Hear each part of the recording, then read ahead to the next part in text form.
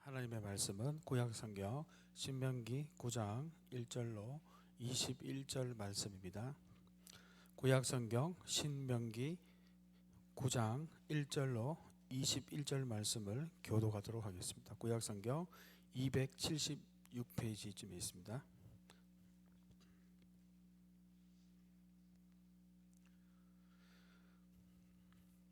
이스라엘아 들으라. 내가 오늘 요단을 건너 너보다 강대한 나라들로 들어가서 그것을 차지하리니 그 성읍들은 크고 성벽은 하늘에 닿았으며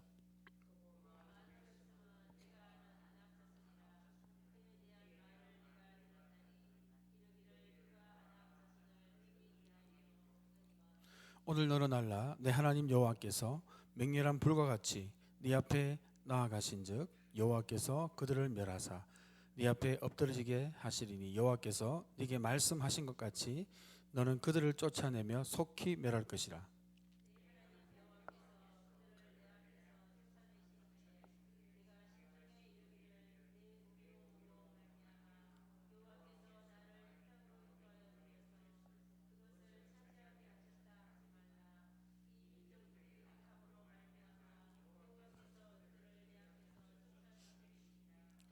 네가 가서 그 땅을 차지하면 네 공의로 말미암음도 아니며 네 마음이 정직함으로 말미암음도 아니요 이 민족들이 약함으로 말미암아 내 하나님 여호와께서 그들을 네 앞에서 쫓아내심이라. 여호와께서 이같이 하심은 내 조상 아브라함과 이삭과 야곱에게 하신 맹세를 이루려 하심이니라.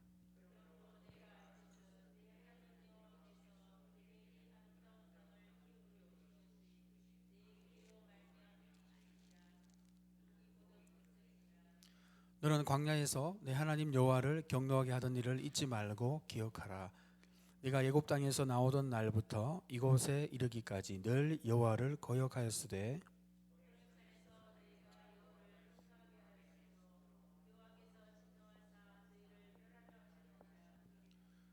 그때에 내가 돌판들 곧 여호와께서 너희와 세우신 언약의 돌판들을 받으려고 산에 올라가서 40주 40날을 산에 머물며 떡도 먹지 아니하고 물도 마시지 아니하였더니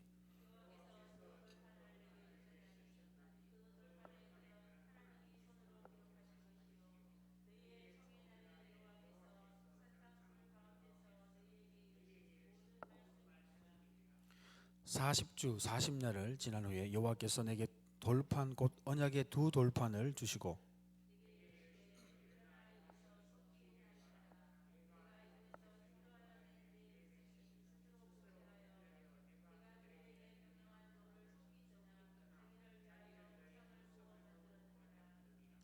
여호와께서 또 내게 말씀하여 이르시되 내가 이 백성을 보았노라. 보라, 이는 목이 곧은 백성이니라.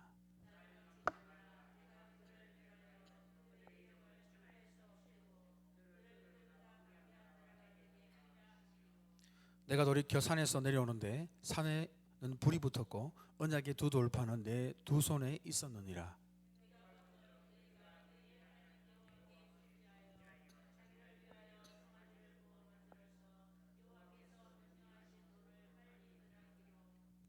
내가 그 두 돌판을 내 두 손으로 들어 던져 너희의 목전에서 깨뜨려놓으라.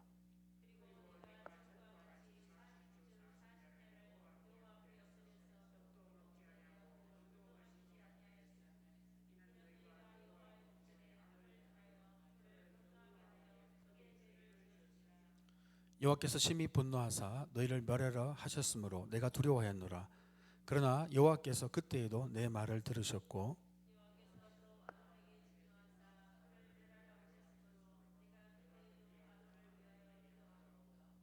같이 읽겠습니다. 너희의 죄 곧 너희가 만든 송아지를 가져다가 불살라 찢고 티끌같이 가늘게 갈아 그 가루를 산에서 흘러내리는 시내에 뿌렸느니라. 아멘. 한 신학자가 그렇게 어떤 신학자가 이렇게 말한 적이 있습니다. 기독교 신앙 바로 하나님을 만나는 것입니다. 하나님을 인격적으로 만나고 하나님을 알게 되는데 이 하나님을 알게 될 때 참 기독교 신앙을 우리가 접하게 될 때 하나님을 우리가 온전히 알게 되면 또 그 말씀은 또 반대로 말하면 나 자신을 발견하는 순간이 온다는 것입니다. 여러분, 진정한 신앙인은 자기를 발견하게 되어 있습니다. 여러분 믿으십니까? 하나님을 만나는 사람은 자기 자신이 누구인지를 압니다. 그러나 하나님을 제대로 알지 못하는 사람은 여전히 삶에서 자기가 누구인지, 왜 살아야 되는지, 어떤 정체성을 가지고 있는지, 무엇을 위해 살아야 되는지, 어떤 가치를, 목표를 가져야 되는지 이 방향성을 상실하게 됩니다. 하나님을 만난 모든 사람의 특징이 뭐냐 하면 하나님 안에서 자기 자신을 발견한다는 것입니다. 이게 기독교 신앙의 위대함입니다. 사람들은 내가 누군가에 대해서 많은 의문을 품어왔습니다. 많은 철학자들, 종교가들, 지식가들이, 정치가들이 이 문제에 대해서 도전을 했습니다. 그죠? 내가 누구인가? 왜 이 세상에 왔는가? 무엇을 위해 살아가야 되나? 많은 책들이 있고요. 많은 사상들이 있습니다. 그에 관한. 그러나 인류는 결론을 낼 수 없습니다. 다 허무하게 끝나버립니다.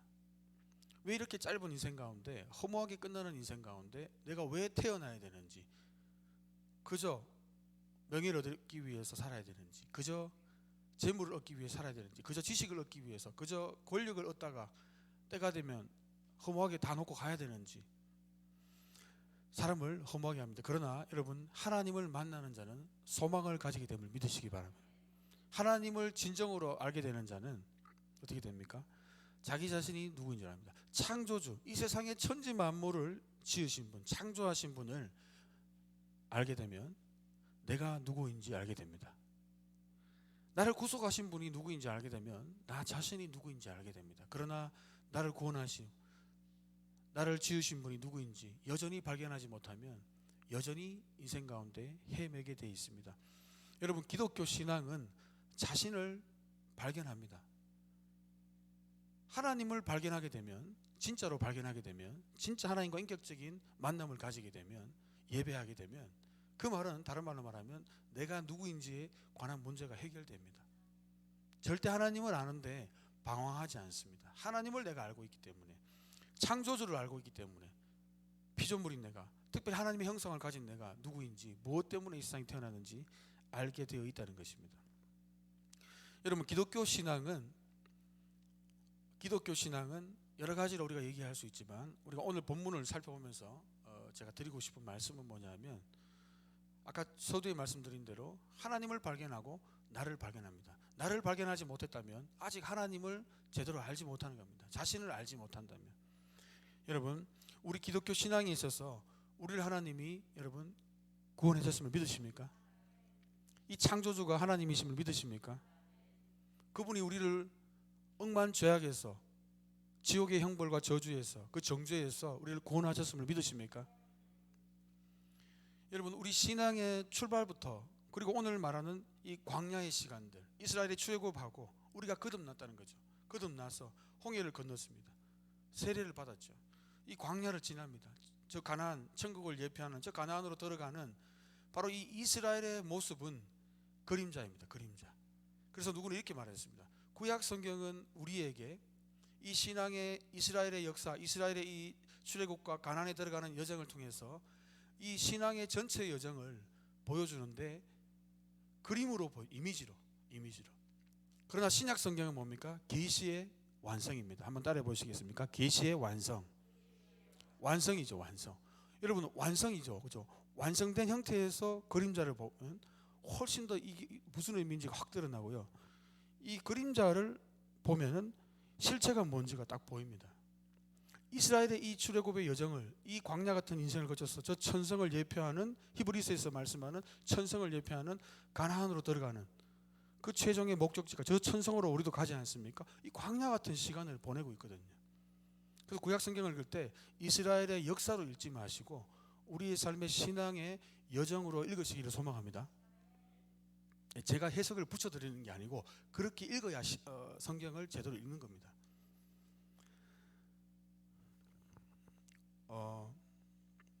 그런데 이 신앙에 있어서 하나님을 알아가는데 방해되는 것이 있습니다. 나 자신을 발견하는데 방해되는 것이 있습니다. 한번 따라해 보시겠습니까? 자기의입니다. 의. 자기의입니다. 의.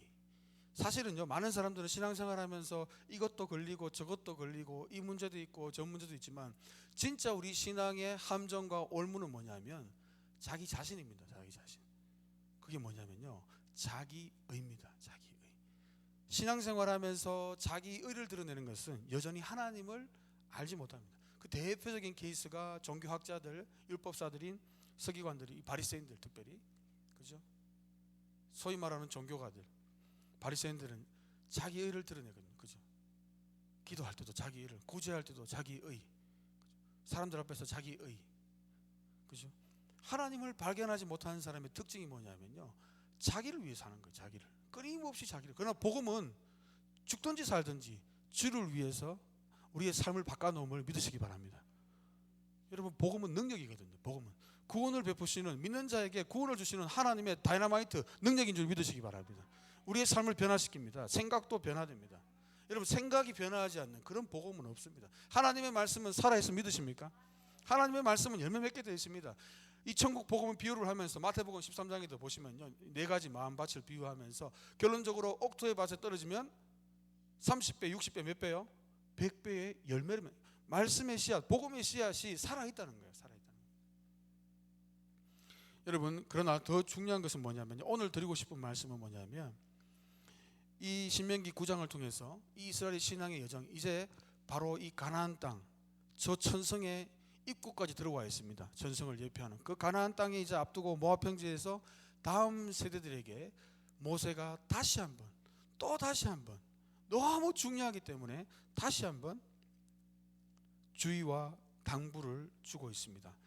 여러분, 그러면서 이 모세가 이렇게 얘기를 합니다. 이제 너희가 곧 가나안 땅에 들어가서 가나안 7족속을 정복하게 되는데, 그리고 아주 풍요의 시간이 오게 되는데 가나안 땅에서 그때에 이렇게 말하지 말라는 겁니다. 4절에 한번 보십시오. 네 하나님 여호와께서 그들을 네 앞에서 쫓아내신 후에 네가 심중에 이르기를 내 공의로움으로 말미암아 여호와께서 나를 이 땅으로 인도하여 드렸다, 이렇게 하지 말라는 겁니다. 그리고 5절에 보니까 네가 가서 그 땅을 차지하면 네 공의로 말미암음도 아니요 네 마음이 정직함음도 말미암음도 아니요.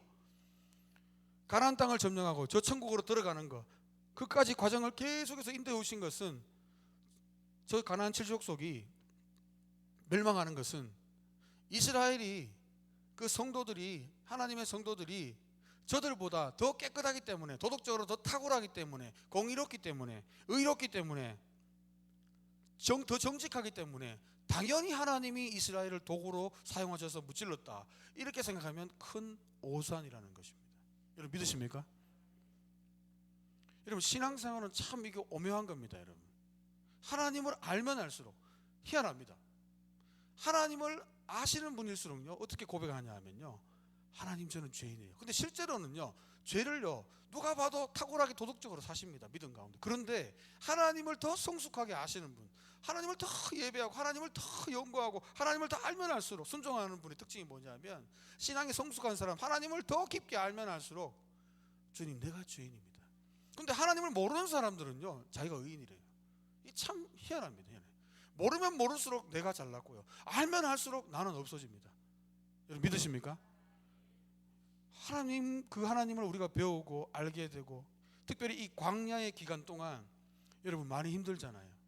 저와 여러분이 많이 힘들거든요. 저는 그런 고민을 했습니다.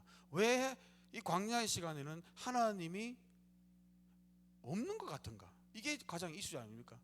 분명히 하나님은 광야의 시간을 거쳐가는데 실제로 하나님은 없는 것 같아요. 상황이 너무 힘들고 너무 크거든요. 사실은 우리가 이렇게 말은 쉽게 하지만 너무 큰 거예요. 사실은 경제적인 문제가 너무 크고, 자식들 키우는 게 문제가 너무 크고, 직장의 문제, 사업장의 문제 너무 크고요, 교회의 문제도 너무 크고요, 개인의 문제도, 신앙의 문제도 너무 큽니다. 그래서 너무 커요 진짜.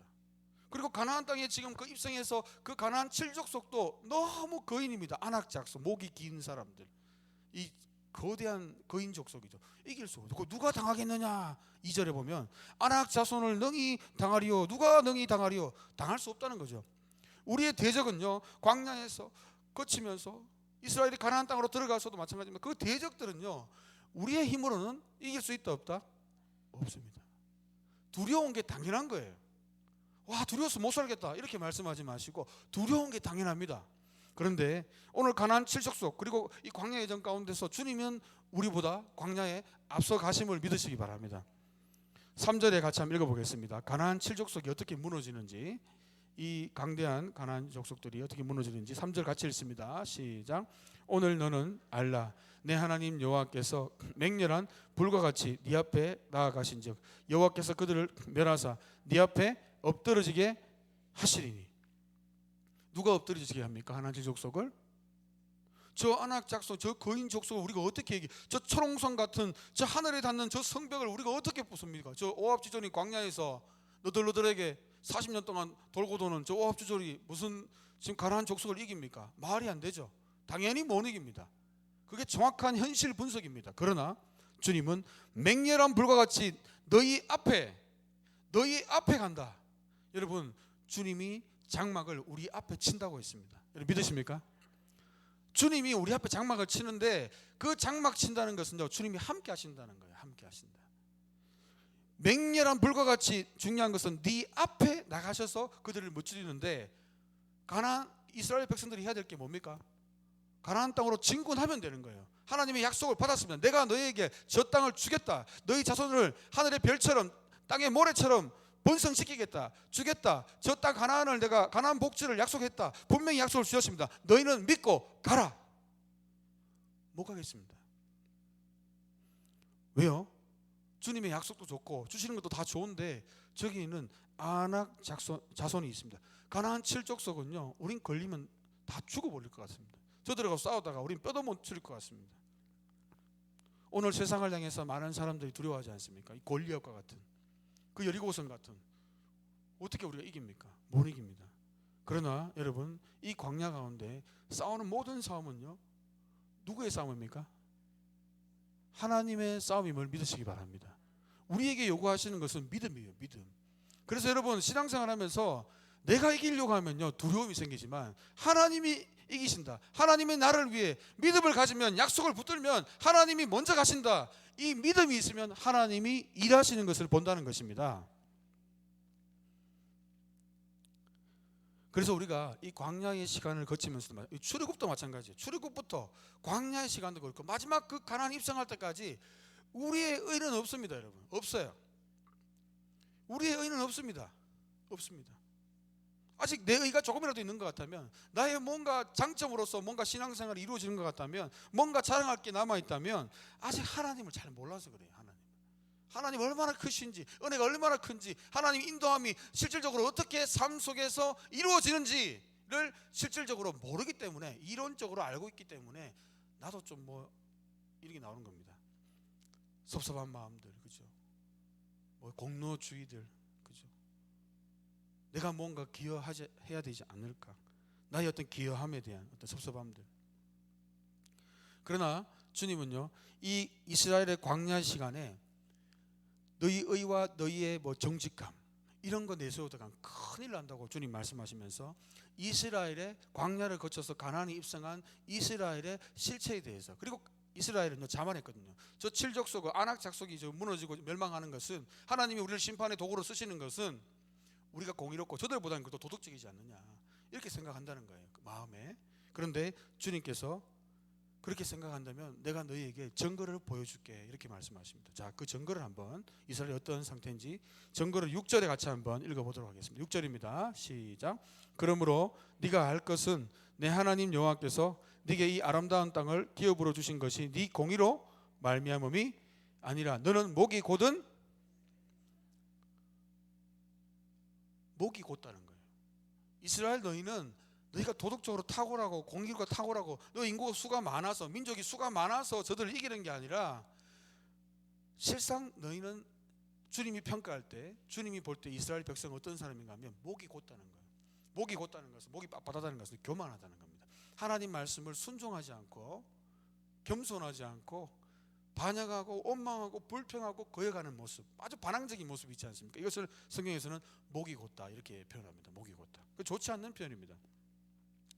계속해서 말씀하십니다. 그러면서 첫 번째로 주님께서 너희는 너희의 실상을 알아야 된다는 거예요. 그러면서 7절에 이렇게 말씀하십니다. 기억해야 될 것이 있다는 거예요. 너희 자신이 누구인가를 알기 위해서. 제가 한번 읽어드리겠습니다. 7절입니다. 너는 광야에서 내 하나님 여호와를 경노하게 하던 일을 잊지 말라. 광야에서 어떻게 했다고요? 이스라엘이 하나님을 기쁘게 했습니까? 여호와를 경노하게 했다. 진노하게 했다는 거예요. 진노하게. 경노하게 하던 일을 너희는 절대로 잊지 마라. 너희의 선대들이 얼마나 광야에서 하나님을 진노를 일으켰는지 지금 다음 세대가 이제 가나안 땅을 들어가면서 너희 절대로 너희 공의로 들어간다. 너희 어떤 도덕으로 들어간다. 너희가 더 어려워서 저 가나안 칠족속이 다 무너진다. 이런 소리 뱉지도 말라는 거예요. 너희는 목이 곧을 뿐이고.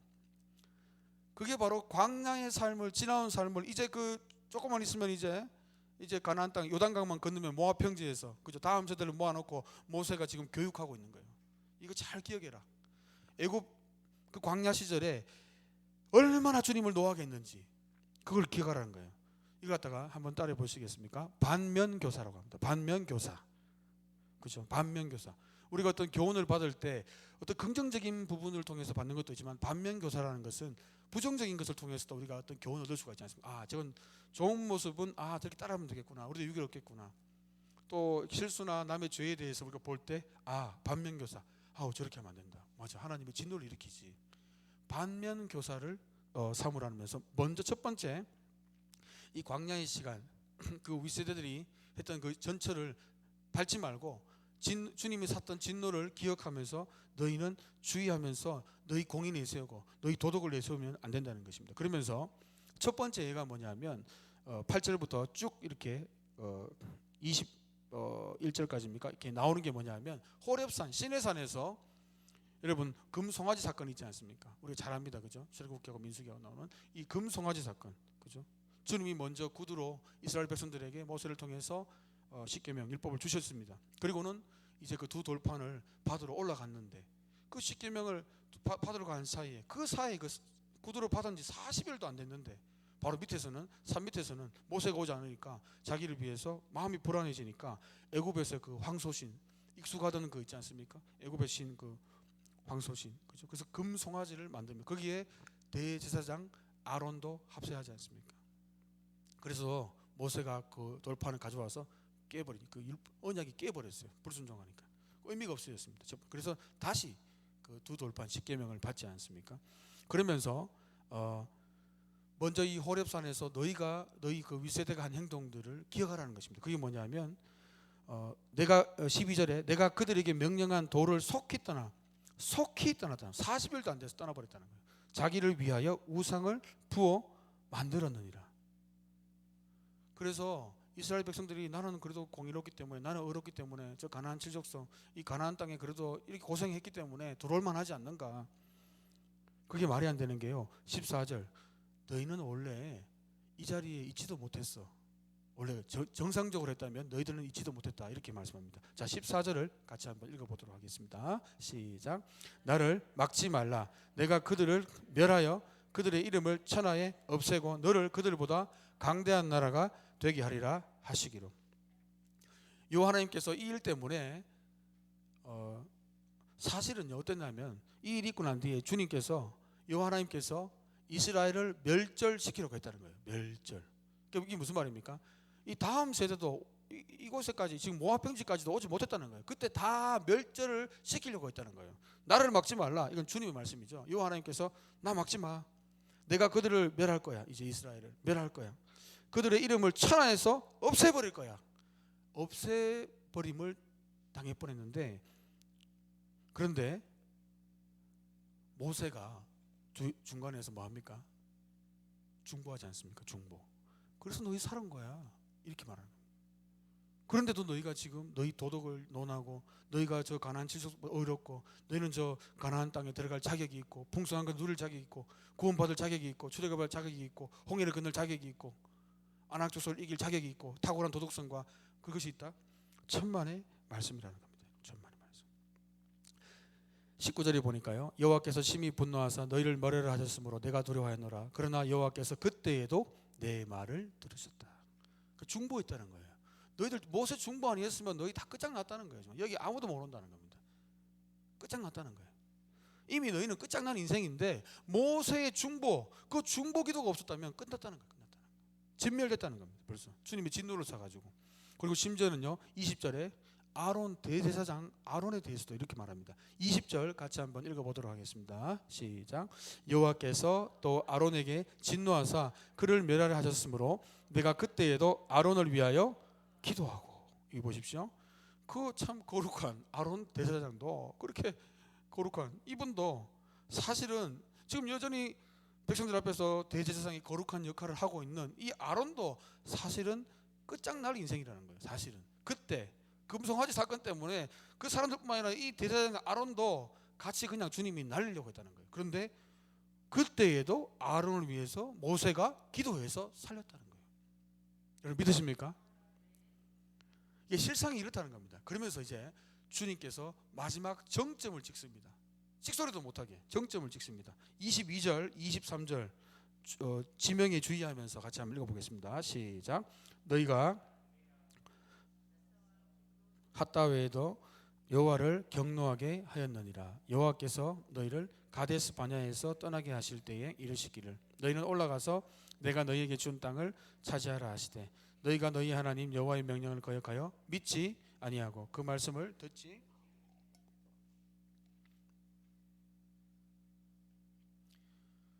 또 한 가지가 아니죠. 너무 여러 가지입니다. 다베라. 여러분 다베라 사건 아십니까?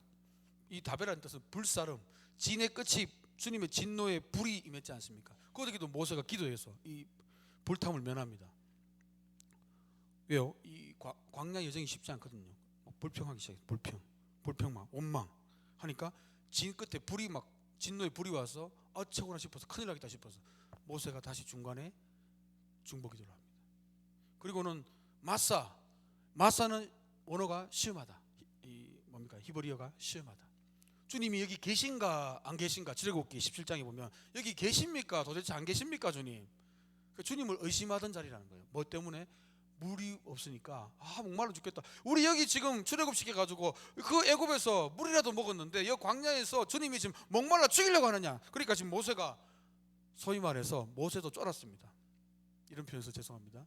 모세도 쫄았습니다. 진짜 이해하기 쉽게 모세도 쫄았어요. 어떻게 쫄았습니까? 백성들이 목마르니까 사람들이 미치는 거예요. 나 죽을 수 없다고 막 사람들이 막 깡분하니까 모세한테 막 돌을 찍으려고 그랬어요. 야, 너 왜 니까지 왜 데리고 왔어? 모세 잘못 없거든요. 모세도 주님 시켜서 데리고 왔는데 목이 마르니까 지금 모세고 하나님이고 없습니다 지금. 그래서 그때 출애굽기 그 말씀을 보면 17장에 보면 모세도 겁이 들컥 나는 거예요. 저들이 나를 지금 돌로 찍으려고 하면 갔다 가면 돌을 찍겠습니다. 제가 찍힘 당했습니다 주님. 막 겁먹어가 막 기도하는 모습들 나오지 않습니까? 주님 원망하고 지도자 막 달라들고. 기브롯 핫다와는 어떤 곳입니까 여러분? 기브롯 핫다와는요 탐욕의 무덤이라는 뜻이에요. 탐욕. 얼마나 탐심이 심한지 그 광야에서 기적적으로 주님이 배고프다고 하니까 하늘에서 만나를 딱 주시지 않습니까? 안식일 거는 또 특별히 안식일에는 주님이 쉬라고 그 전날에 이틀의 부분을 또 주지 않습니까? 이렇게 배려하고 주님이 하늘에 기적을 일으켜가지고 반석에 물을 내시는데 이 이스라엘은요 이제 만나도 귀찮아요. 주님 만나도 귀찮아. 물립니다. 좀 맛있는 것 좀 먹게 해주세요. 애굽에 있을 때는 부추도 먹고 마늘도 먹고 고기도 먹고 왜 여기 와가지고 또 이렇게 훈련시키고 괴롭게 하십니까? 막 불평을 합니다. 그러면서 주님이 고기도요, 고기 주세요. 막 그러니까 메추라기를 1개월 동안 주시지 않습니까? 주시면서 이 소동을 일으킨 주동자들은요 다 죽어서 장사되는 사건이에요. 그래서 탐욕의 무덤입니다. 이 기브롯 핫다와라는 뜻이 뭐냐면 히브리어로 탐욕의 무덤이에요.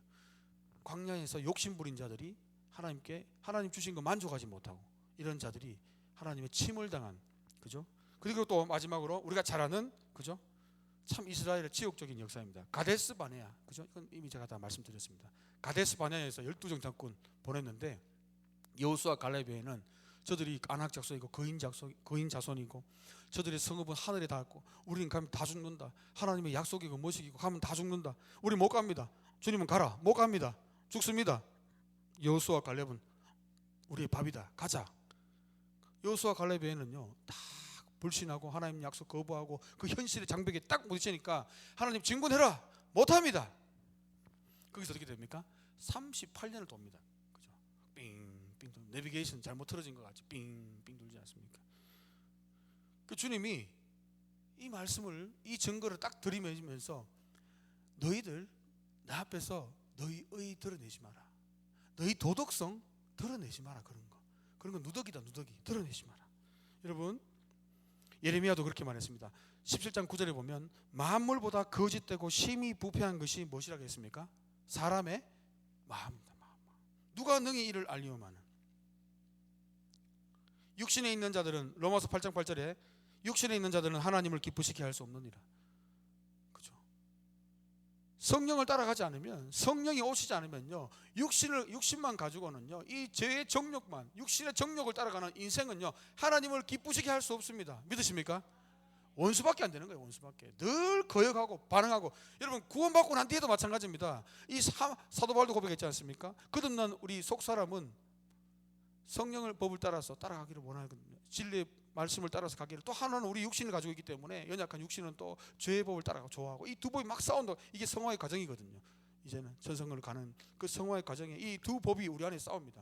이 긴장감이 있거든요. 그리스도인 안에.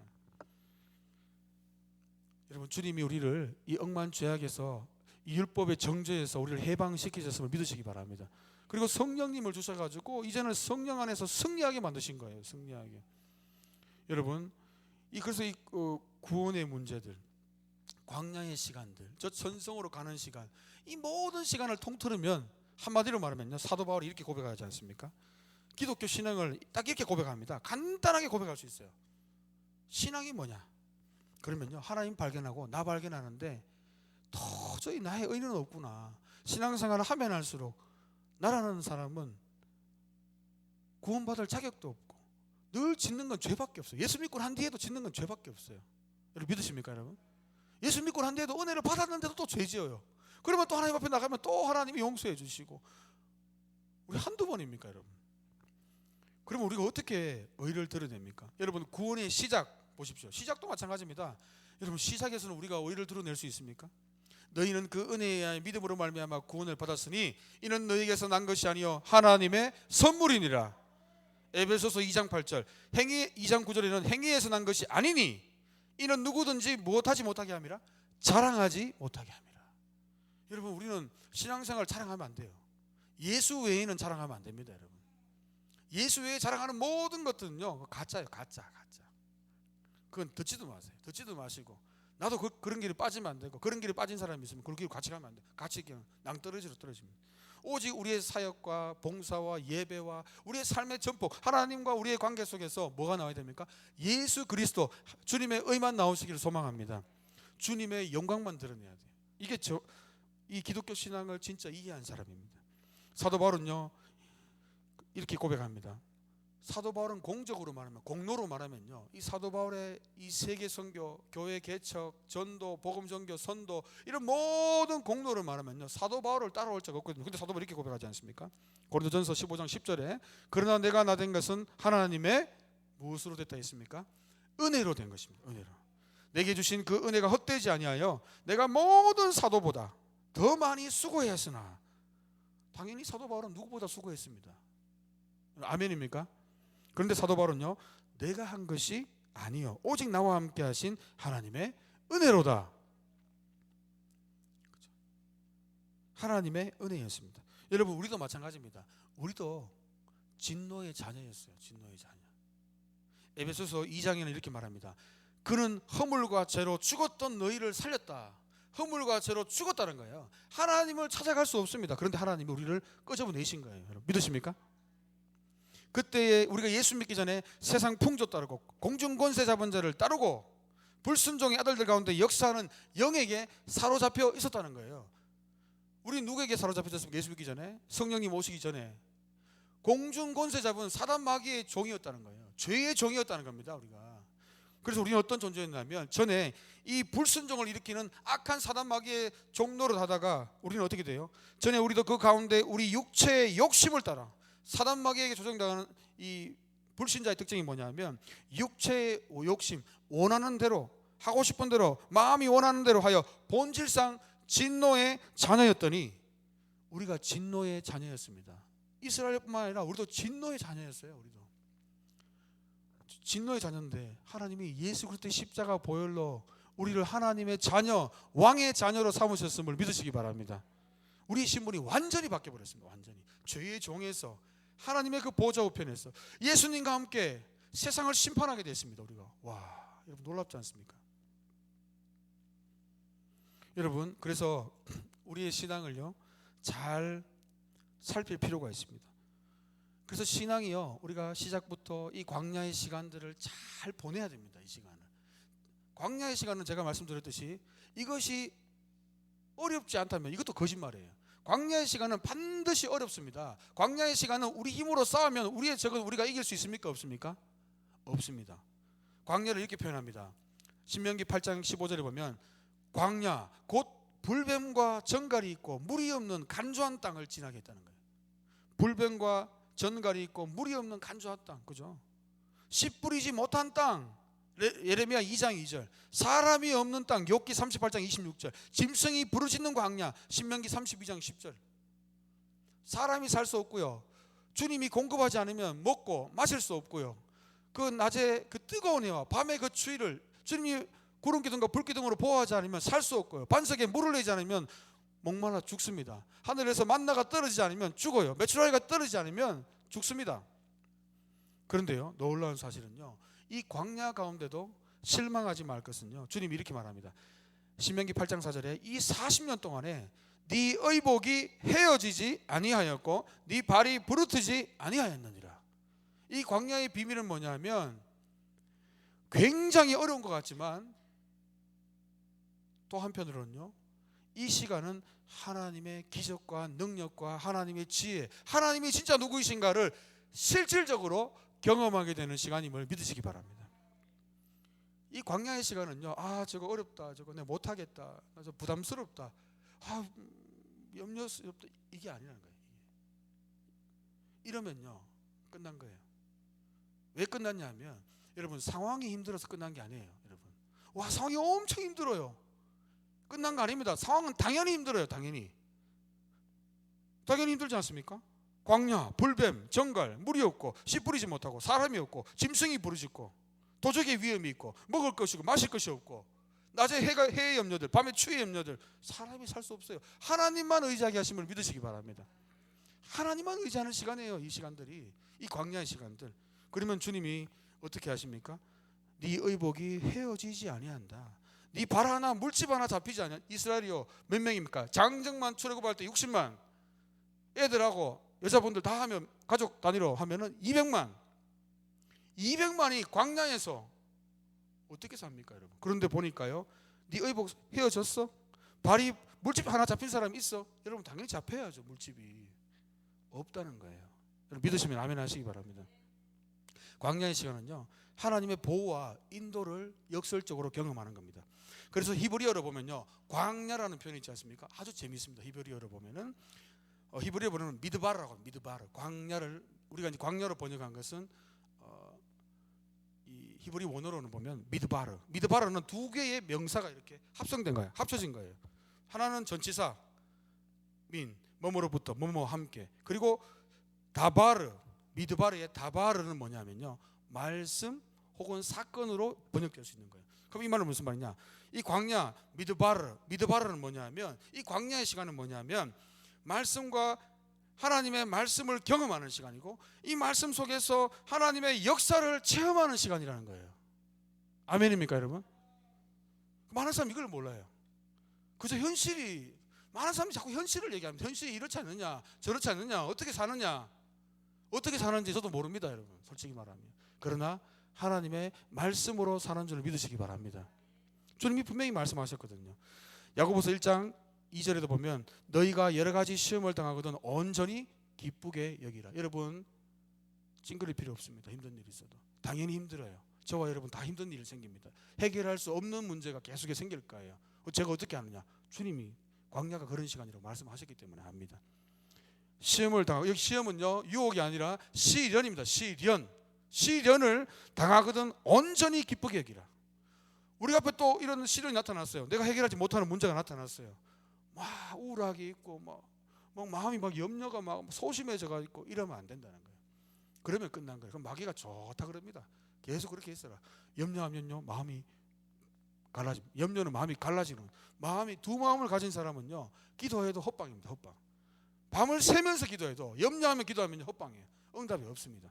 그래서 야고보 사도도 이렇게 말합니다. 시련을 당하거든 온전히 기쁘게 여기라. 왜냐하면 믿음의 시련이 인내를 만들어내고, 너희가 인내를 온전히 이루라. 이는 너희를 온전하고 구비하여 조금도 부족함이 없게 하려 함이라. 신자의 신앙 성장을 주님이 광야의 시간을 통해서 시킨다는 겁니다. 예수님을 닮아가게 하고, 이제는 주님의 그 보물로서, 하나님의 소유, 제사장 나라, 하나님의 거룩한 백성으로서 참 그 복이란 복은 다 주님이 부어주시려고, 하나님 말씀을 다 순종하고 나아가는 자들로, 경외하는 자, 하나님 가장 사랑하는 자들로 바꾸셔서 우리를 영육간에 복 주시는 분임을 믿으시기 바랍니다. 그래서요 조금도 두려워하지 마세요. 조금도. 그리고는요 이 기간은 무슨 기간이냐면, 광야의 시간은 야고보서 1장 5절에 너희 중에 누구든지 지혜가 부족하거든 모든 사람에게 후히 주시고 꾸짖지 아니하시는 하나님께 구하라. 구하는 시간이에요. 어려운 일 있잖아요. 구하세요. 뭘 구해야 되느냐? 지혜를 구하는데, 광야에는 미드바르, 이 광야는요 하나님의 말씀을 의지하고, 너희가 떡으로 살 것이 아니라, 떡으로만 살 것이 아니라 여호와의 입으로부터, 모든 입으로부터 나오는 여호와의 말씀으로 사는데, 그 말씀과 그 말씀 속에서 역사하는 하나님을 경험하고, 특별히 해결할 수 없는 문제 가운데 하나님의 지혜를 구해서, 하나님이 내 인생의 주인이고 하나님이 내 공급자시고, 아멘입니까 여러분? 그것을 광야를 통해서 경험하는 거예요. 그래서요 많은 사람들이 이 광야에서 넘어집니다. 아, 주님 나 버렸구나. 저도 옛날에 그렇게 생각했거든요. 나 진짜 버린 줄 알았어요. 하도 힘든 일이 있어가지고, 뭐 제가 젊어가지고 이런 말하면 죄송하지만 저도 나름 힘든 일이 있었습니다. 근데 그게 아니었어요. 진짜 하나님이 결정적일 때 위로자를, 아 이젠 다 됐다, 목회도 포기하고 이제 탁 접으려는데, 진짜 접으려고 그랬어요. 근데 하나님이 희한하게도 사람을 탁 보내주시는데 너무나 시기적절한 위로를 주시는 거예요. 여러분 믿으십니까? 와, 그분 아니었으면 저는 오늘 이 자리에 없습니다. 그냥 이제 박 집사가 돼가지고 이제 같이 그죠? 근데 정말 필요할 때 하나님이 또 돈도 보내주셨어요. 와, 너무 놀랍게 하나님 하시더라고요. 참 희한한 일들이 너무 많이 일어났습니다. 근데 하나님의 지혜는요 우리의 생각을 뛰어넘습니다. 여러분, 하나님의 인도는, 하나님의 역사를 우리를 뛰어넘습니다. 그래서 이 광야는요 하나님의 말씀을 미드바르, 광야는 하나님의 말씀을 실질적으로 이 권능과 능력과 지혜를 체험하는 건데, 그래서 힘든 일이, 시련이 있을 때 지혜가 부족하거든 후히 주시고 꾸짖지 않으세요. 하나님 꾸짖지 않으세요. 막 이렇게 어려운 일 있잖아요. 주님의 자녀들이 믿음을 가지고, 염려가 아니라 믿음을 가지고, 하나님 이런 일이 있습니다. 하나님 이런 어처구니 없는 일이 있네요. 하나님 이런 황당한 일이 있네요. 이런 산과 같은 문제가 있네요. 그러면 주님이 좋아하시는 거예요. 믿으십니까 여러분? 그러나 믿음으로 가지고, 그래서 오직 믿음으로 구해라. 조금도 의심하지 말라. 의심하는 자는 마치 바람에 밀려 요동하는 바다 물결 같으니 이 같은 사람은 응답받기를 기대하지도 말라 그랬어요. 광야의 시간에는요 여러분 담대하게 저와 여러분이 걸으시기를 소망합니다. 여러분, 우리 구속의 시작부터 구원의 시작, 출애굽, 이스라엘의 출애굽, 그죠? 우리의 거듭남, 예수 그리스도 만나고 세례 받고, 이 광야의 시간을 우리가 통과하고 있습니다. 저 천성까지 여러분 주님이 우리에게는요 주님의 이름과 주님의 영광이 걸려있기 때문에, 주님은 약속에 신실하기 때문에 계속해서 우리를 인도하고 있음을 믿으시기 바랍니다. 여러분 절대 주님을 배반하지 마시고요, 믿음 가지고 신실한 주님의 약속 가지고 끝까지 승리하기를 주님의 이름으로 축복합니다. 기도하겠습니다. 하나님 감사합니다.